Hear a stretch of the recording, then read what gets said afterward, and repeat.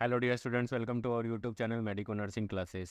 आज की क्लास में हम कुछ इंपॉर्टेंट क्वेश्चन देखेंगे जो कि हमारी upcoming north set ESIC exam में आरएमएल लखनऊ के एग्जाम में आने के लिए पॉसिबिलिटीज हैं। आइए आज की क्लास शुरू करते हैं और चलते हैं अपने पहले क्वेश्चन की तरफ। आज की क्लास का पहला क्वेश्चन है स्टूडेंट्स, आपके सामने स्क्रीन पे देखिए। अच्छा क्वेश्चन है। If a person has an object implanted in his hand, the first aid must. ठीक है, इसमें यह पूछा गया है कि एक इंडिविजुअल पर्सन है जिसको क्या हुआ, एक ऑब्जेक्ट, कोई भी ऑब्जेक्ट वो इम्प्लांट हो गया। कहाँ पे हो गया? उसके हाथ में। किसी इंडिविजुअल के हाथ में कोई ऑब्जेक्ट, उससे चोट लग गई, वो क्या इम्प्लांट मतलब अंदर चला गया है, पूरा धसा हुआ है उसके अंदर, स्किन के अंदर या हैंड के अंदर।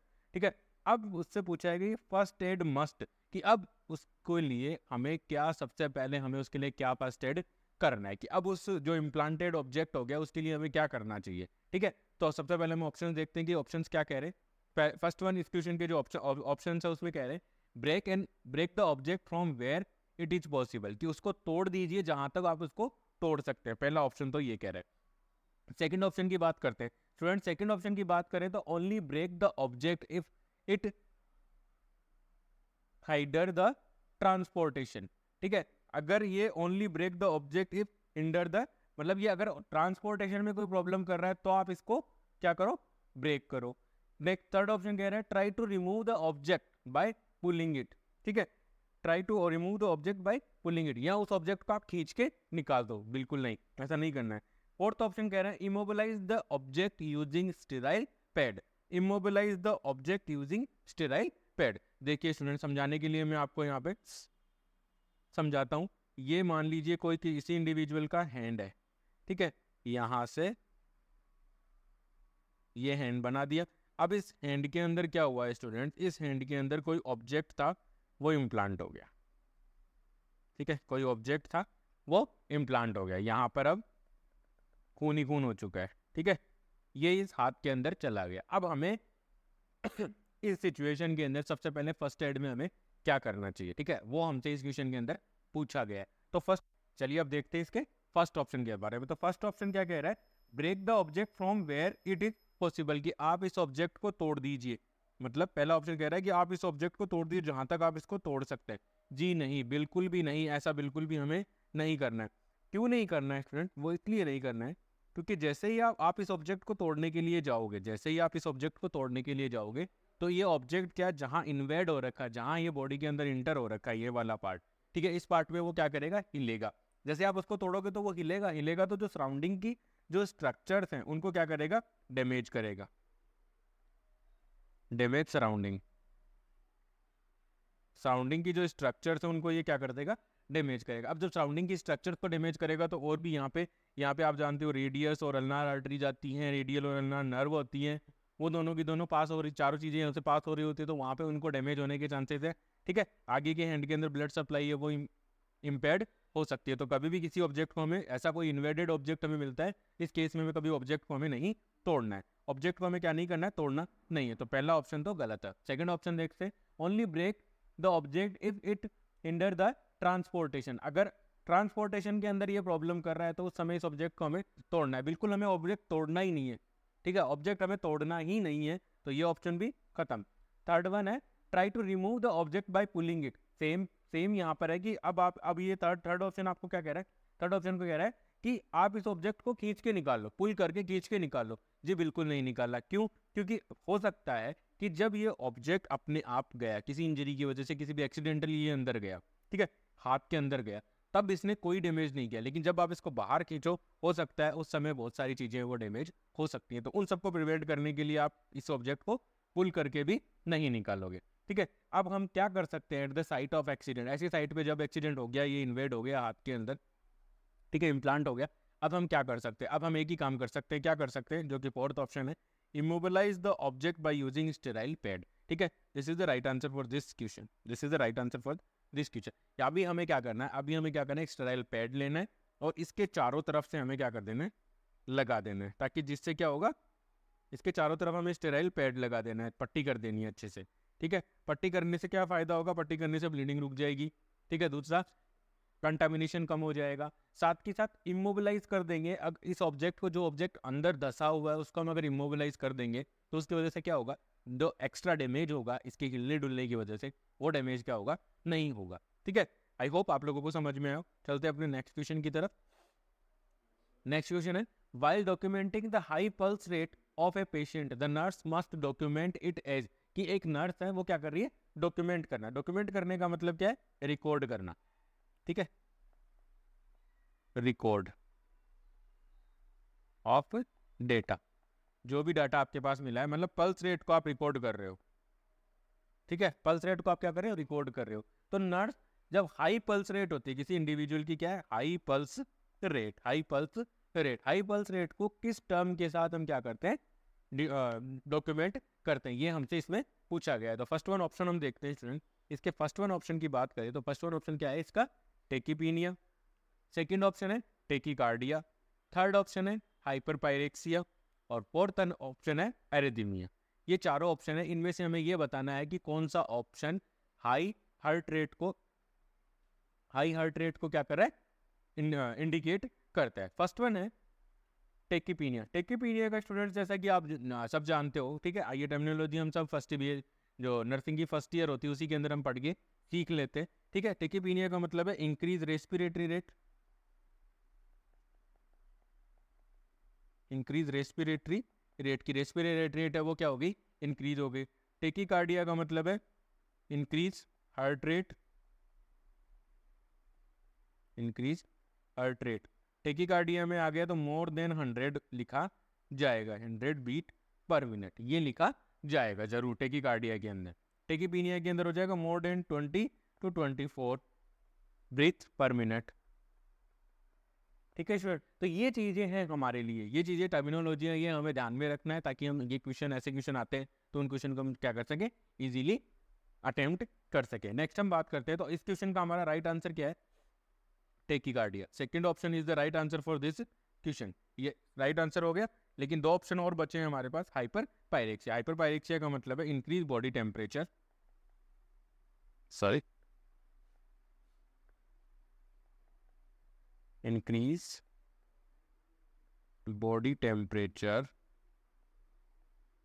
More than 105 degree Fahrenheit. 105 degree Fahrenheit से अगर टेम्परेचर ज़्यादा जा रहा है बॉडी का, तो वो कंडीशन क्या कहलाती है, हाइपर पायरेक्सिया। नेक्स्ट ऑप्शन बच रहा है एरिथमिया। एरिथमिया का मतलब है irregular heartbeat, irregular heartbeat. जो हार्ट का जो कंडक्शन सिस्टम है, हार्ट की जो बीट है, कॉन्ट्रैक्शन रिलैक्सेशन और कॉन्ट्रैक्शन का रिलैक्सेशन का वो जो रिदम है, वो उसके अंदर डिस्टर्बेंस हो जाना, वो कहलाता है आपका एरिथमिया कहलाता है। आई होप आप लोगों को समझ में आया। अगर किसी भी स्टूडेंट को कोई डाउट है तो प्लीज़ आप मुझे कमेंट सेक्शन में बताइए, मैं डेफिनेटली इसका आंसर करूँगा। चलते हैं अपने नेक्स्ट क्वेश्चन की तरफ। नेक्स्ट क्वेश्चन है, the definition of health by WHO include all except. ठीक है, एक्सेप्ट का नाम है कि अब हमें बताना है कि क्या नहीं है। ठीक है, क्वेश्चन क्या कह रहा है, क्वेश्चन ये कह रहा है कि जो WHO ने हेल्थ की जो डेफिनेशन दी थी, WHO के द्वारा जो हेल्थ की डेफिनेशन दी गई थी, उस डेफिनेशन के अंदर क्या क्या इंक्लूड किया हुआ है। ठीक है, जो ऑप्शन दिए उनमें से सारे इंक्लूड किए हुए हैं, हमें ये देखना है कि उसमें उस डेफिनेशन के अंदर कौन सा इंक्लूड नहीं है। ठीक है, तो फर्स्ट वन ऑप्शन देखते हैं, physical, mental, reproductive and social. ये चार ऑप्शंस हमें मिल गए और हमें ये देखना है कि WHO की हेल्थ के डेफिनेशन के अंदर हमें कौन सा जो टर्म है वो, कौन सा वो टर्म है जो नहीं इंक्लूड किया गया। तो सबसे पहले हम देखते हैं कि WHO की जो डेफिनेशन है, हेल्थ की डेफिनेशन, वो क्या कह रही है। WHO की हेल्थ की डेफिनेशन है student, the health is a state of, health is a state of complete physical, mental and social well-being,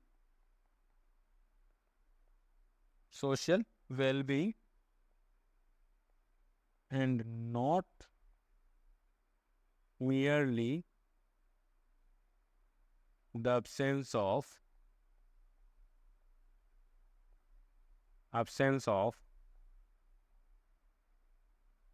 disease, or infirmity. ये WHO की डेफिनेशन दी हुई है।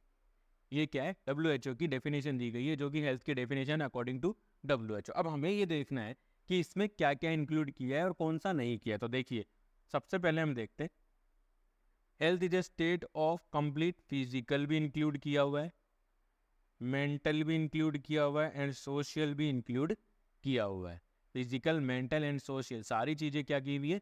इंक्लूड करी गई हैं। अब हमें देखना ऑप्शन के अंदर कौन सा नहीं है। तो फिजिकल है, सही है, मेंटल है, ये भी इंक्लूड है, और सोशल है, वो भी इंक्लूड है। इस क्वेश्चन का जो राइट आंसर है वो क्या है स्टूडेंट? Reproductive health.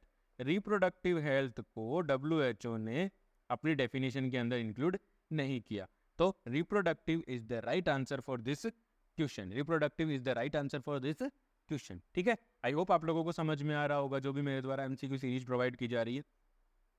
नेक्स्ट हम देखते हैं, नेक्स्ट क्वेश्चन है, the ability of human body to protect itself from pathogen is known as. Easy question है कि एबिलिटी ऑफ ह्यूमन बॉडी की जो एबिलिटी है उसे हमें देखना है। ठीक है, बताना है कि एबिलिटी जो एक तरीका होता है या फिर एक जो क्षमता होती है हमारी ह्यूमन बॉडी की अपने आप को प्रोटेक्ट करने की। ठीक है, टू प्रोटेक्ट इटसेल्फ, अपने आप को प्रोटेक्ट करने की एबिलिटी होती है। उस एबिलिटी को किससे किससे प्रोटेक्ट करने के लिए? पैथोजन। पैथोजन का मतलब है disease causing micro organism. Disease causing micro organism. Disease causing micro organism क्या कहलाते हैं? आपके पैथोजन। वो वायरस, बैक्टीरिया, फंगस, ठीक है, प्रोटोजोआ, कुछ भी हो सकते हैं। वो micro disease causing micro organisms को हम क्या कहते हैं? पैथोजन्स कहते हैं। ठीक है, तो अब हमें ये बताना है कि हमारी बॉडी अपने आप को जो पैथोजन से प्रोटेक्ट करती है उसे क्या कहा जाता है। फर्स्ट वन ऑप्शन देखते हैं, हाइपर सेंसिटिविटी। सेकेंड ऑप्शन है लोकोमोशन। थर्ड ऑप्शन है इम्यूनिटी। और फोर्थ ऑप्शन है सिक्रेशन ऑफ हॉर्मोन्स। ठीक है, अब मैं आपको बताना चाहूंगा, आप सब जानते हैं इस क्वेश्चन का राइट आंसर क्या है। इस क्वेश्चन का जो मतलब है कि इस क्वेश्चन का राइट आंसर वो होगा जिसमें ये बताया गया हो कि हमारी बॉडी अपने आप को प्रोटेक्ट कर रही है किससे? माइक्रो ऑर्गेनिज्म, पैथोजन से। ठीक है, उस एबिलिटी को, हमारी बॉडी की जो एबिलिटी है जिसके थ्रू हमारी बॉडी क्या कर रही है? अपने आप को प्रोटेक्ट कर रही है डिजीज होने से, उसे क्या कहते हैं? इम्यूनिटी। ठीक है, right answer is immunity. Right answer is immunity is the right answer for this question. ठीक है, बाकी ऑप्शंस की बात करूं तो हाइपर सेंसिटिविटी का मतलब होता है, ये तो होता है रिएक्शंस। ठीक है, रिएक्शंस होती है, रिएक्शन टू एनी सबस्टेंस। ठीक है, सिक्रेशंस ऑफ हार्मोन, ये नॉर्मल फिजियोलॉजिकल प्रोसेस है, नॉर्मल फिजियोलॉजिकल प्रोसेस है। लोकोमोशन का मतलब है मूवमेंट। ठीक है स्टूडेंट, आई होप आप लोगों को इस क्वेश्चन का राइट आंसर मिल गया हो।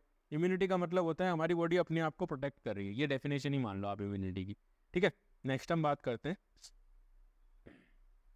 Next question, the first aid treatment for choking. Choking का पहला ट्रीटमेंट क्या होगा? चोकिंग का मतलब है ऑब्स्ट्रक्शन इन एयरवे।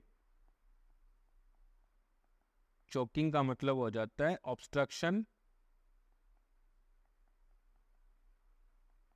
इन एयरवे, और कहां पे? लेरिंग्स के अंदर, फेरिंग्स में।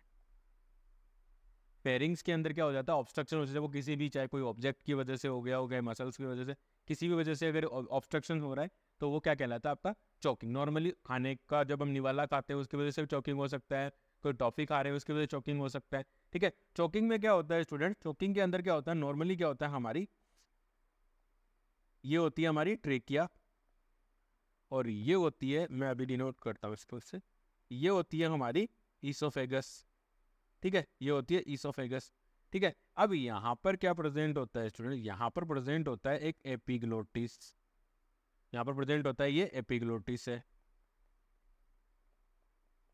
अब एपिग्लोटिस का काम क्या होता है? जब हम सांस ले रहे होते हैं तब तो ये एपिग्लोटिस क्या करता है? ईसोफेगस को क्लोज कर लेता है। ठीक है, और जब हम खाना खा रहे होते हैं तो तब एपिग्लोटिस क्या करता है? इसको, आपकी ट्रेकिया को क्लोज कर लेता है। ठीक है, तो अब चोकिंग कब होगी? चोकिंग तब होगी जब सांस ले रहे हैं, जब हम खाना खाते हैं और बोलते हैं, खाना खाना, निगलना और बोलना एक साथ हुआ तो चोकिंग के चांसेस ज़्यादा बढ़ जाते हैं। उसमें क्या होता है? आपका जो ये एपिग्लोटिस है वो स्ट्रेट पोजीशन में रह जाता है और खाना आपका यहीं आकर के अटक जाता है, जिसकी वजह से रिस्क होता है कि खाना आपका कहाँ जा सकता है, ट्रेकिया के अंदर जा सकता है। उस समय क्या होता है, चोकिंग हो जाती है। अब हमसे ये पूछा गया है इस क्वेश्चन के अंदर कि चोकिंग का ट्रीटमेंट क्या होगा। ऑप्शन फर्स्ट देखते हैं, try to remove the object by with finger. गलती भी मत करना ऐसी, ठीक है। पहला ऑप्शन ये कह रहा है कि try to remove the object with your finger. अगर आप गले के अंदर फिंगर डालने की कोशिश करोगे, मान लीजिए ये कोई इंडिविजुअल है, ये कोई इंडिविजुअल है, ठीक है, ये इसका मुंह बना देते हैं, इसे थोड़ा सा अच्छे से बनाता हूँ।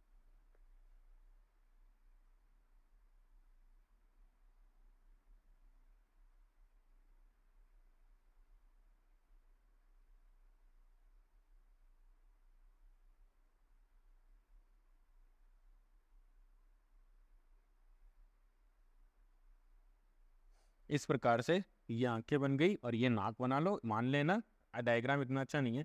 यहाँ पे क्या हुआ, यहाँ पर ये आकर के अटकेगा, यहाँ पर आकर के ये अटक गया। अब क्या करना है, अब क्या करना है, अब ये कह रहा है कि आप कोई भी ऑब्जेक्ट को, और जो ऑब्जेक्ट अटका हुआ है, जिस ऑब्जेक्ट की वजह से चोकिंग हुई है, उस ऑब्जेक्ट को अपने हाथ से, हाथ डाल करके आप इसको निकालने की कोशिश करो। बिल्कुल नहीं करनी है। अगर आप हाथ डालोगे तो ये ऑब्जेक्ट हो सकता है कि आपकी उंगलियों को टच करके और नीचे की तरफ चला जाए। तो पहला ऑप्शन तो बिल्कुल गलत है। कभी भी हाथ डाल करके क्या अपने फिंगर्स के थ्रू, हाथों से, फिंगर्स से रिमूव करने की कोशिश नहीं करनी है। नेक्स्ट वन है कॉल फॉर एम्बुलेंस। एम्बुलेंस के लिए कॉल करने की जरूरत नहीं है, इतना इमीडिएट सिचुएशन नहीं होती, लेकिन अगर सिचुएशन क्रिटिकल हो रही है तो एम्बुलेंस को हमें बुलाना पड़ेगा, बट ये पहली प्रायोरिटी नहीं होती है कि आप एम्बुलेंस को बताओ, ठीक है। नेक्स्ट वन है give 5 sharp back blow between shoulder blades, ठीक है। थर्ड ऑप्शन है, ये चांसेज है कि ये सही हो सकता है, ठीक है। फोर्थ ऑप्शन है give something to drink. Drink करेगा कहाँ से, पहले से अटका हुआ है तो ड्रिंक तो बिल्कुल करने के चांसेज ही नहीं है। तीन ऑप्शन गलत, एक ऑप्शन अपन ने पकड़ लिया है सही। Give the 5 sharp back blow between the shoulder blade. Shoulder blades का मतलब होता है स्टूडेंट्स, ये आपकी स्केपुला हो गई, ये दोनों तरफ की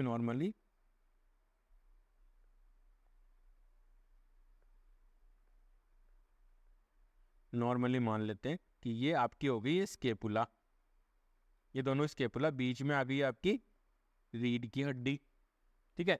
अब हमें क्या करना है, जो दोनों शार्प, दोनों ब्लेड है, ठीक है, जो विंग्स हैं, शोल्डर ब्लेड्स हैं, इनके बीच में यहाँ पर इस पॉइंट के ऊपर,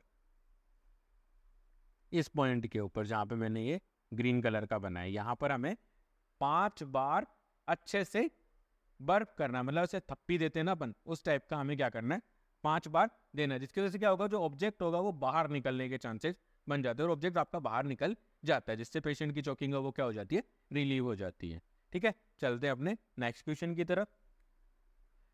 नेक्स्ट क्वेश्चन कह रहा है a tribute of a good leader involve which of the following. कि यहाँ पर हमसे एट्रीब्यूट का मतलब हो गया कैरेक्टरिस्टिक्स। गुड लीडर का क्या कैरेक्टरिस्टिक्स होता है, इस क्वेश्चन में हमसे यही पूछा गया है कि एक गुड लीडर का क्या कैरेक्टरिस्टिक्स होगा। Characteristics of a good leader ये पूछा गया है, ये मान लो characteristics of good leader. Good leader का कैरेक्टरिस्टिक्स है वो क्या होता है। फर्स्ट वन ऑप्शन है not sure about his or her skill. अगर अच्छा लीडर होगा और वो अपने आप के जो स्किल्स हैं उससे श्योर नहीं है कि मैं ये कर सकता हूँ कि नहीं कर सकता, या मैं इस फील्ड में अच्छा कर सकूंगा या नहीं कर सकूंगा, तो वो कहाँ से गुड लीडर बनेगा। तो पहला भी ऑप्शन तो गलत है। नेक्स्ट वन है aware of members strength and weakness. ये एक अच्छा ऑप्शन है कि वो अपने टीम के सारे मेंबर्स की वीकनेस और स्ट्रेंथ के बारे में जानता हो, तो वो एक अच्छा लीडर हो सकता है। बाकी ऑप्शन 2 और है don't hold accountability for wrong doing. अच्छा लीडर वही होगा जो अकाउंटेबिलिटी रखता है, तो अगर कुछ गलत हुआ है तो उसके लिए भी वो क्या करेगा, अकाउंटेबिलिटी रखता है, तो ये ऑप्शन भी गलत। फोर्थ ऑप्शन है suppress the voice of decent.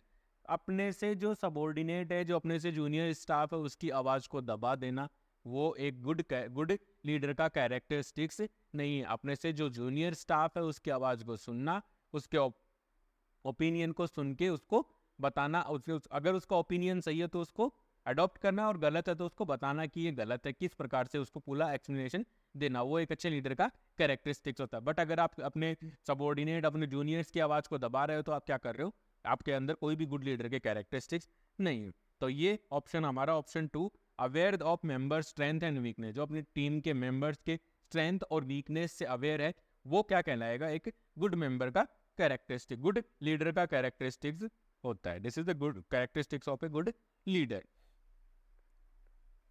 चलते हैं नेक्स्ट क्वेश्चन की तरफ। Next question, skin is a part of which system in the body, की स्किन है वो किस सिस्टम का पार्ट है हमारी बॉडी के अंदर, वो स्किन है वो किस सिस्टम का पार्ट है। ठीक है, स्किन है वो हमारी बॉडी के अंदर किस सिस्टम का पार्ट है, ये बताना है हमें कि skin belong from which system, belong from which system,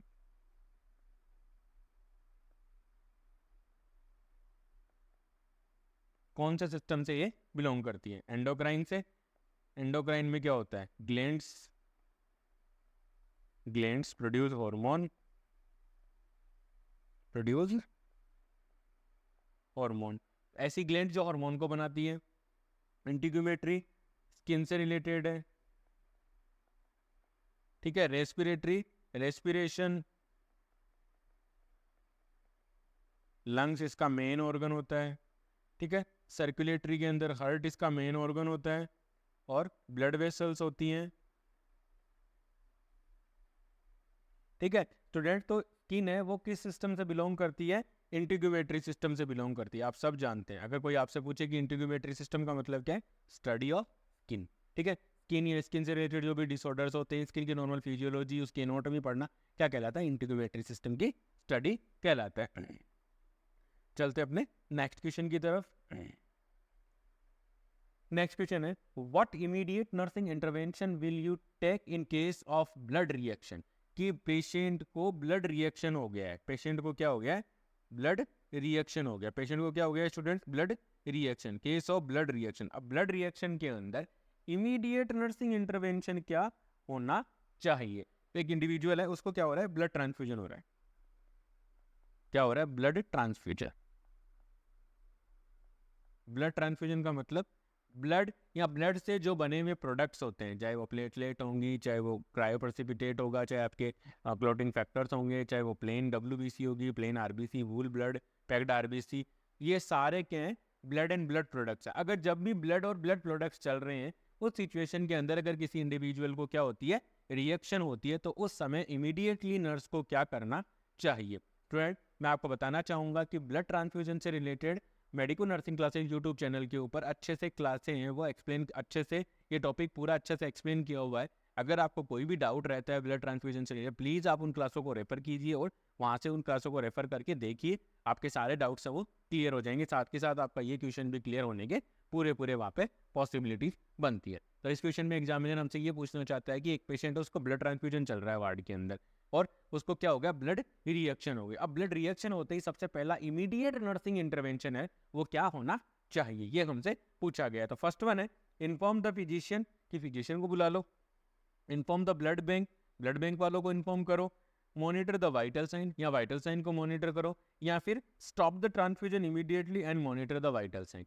student, inform physician, अगर आप फिजिशियन को इन्फॉर्म कर रहे हो तो ये क्या हो सकता है, मे बी चांसेज है कि आप फिजिशियन को इन्फॉर्म करो कि रिएक्शन हो गए, हो सकता है ब्लड ट्रांसफ्यूजन के वजह से बहुत ही क्रिटिकल रिएक्शन होते हैं उनके अंदर, पेशेंट एक लाइफ थ्रेटनिंग रिएक्शंस होती हैं, पेशेंट की जान भी जा सकती है। तो हमें फिजिशियन को बुलाने में अपना टाइम वेस्ट नहीं करना चाहिए। हाँ, रिएक्शन हुई है, हम इमीडिएटली फिजिशियन को इन्फॉर्म करें ऐसा जरूरी नहीं है, पहले हमें कुछ और इंपॉर्टेंट काम करना होगा, उसके बाद हमें फिजिशियन को बुलाना पड़ेगा। ठीक है, इन्फॉर्म द ब्लड बैंक, बिल्कुल ब्लड बैंक के अंदर इन्फॉर्म करना है कि आपने ये ब्लड बैंक भेजा था, इससे पेशेंट को क्या हो गया, रिएक्शन हो गया। लेकिन ये बाद के काम है, ये दोनों काम बाद के। ठीक है, तो ये दोनों ऑप्शन हो गए हमारे गलत।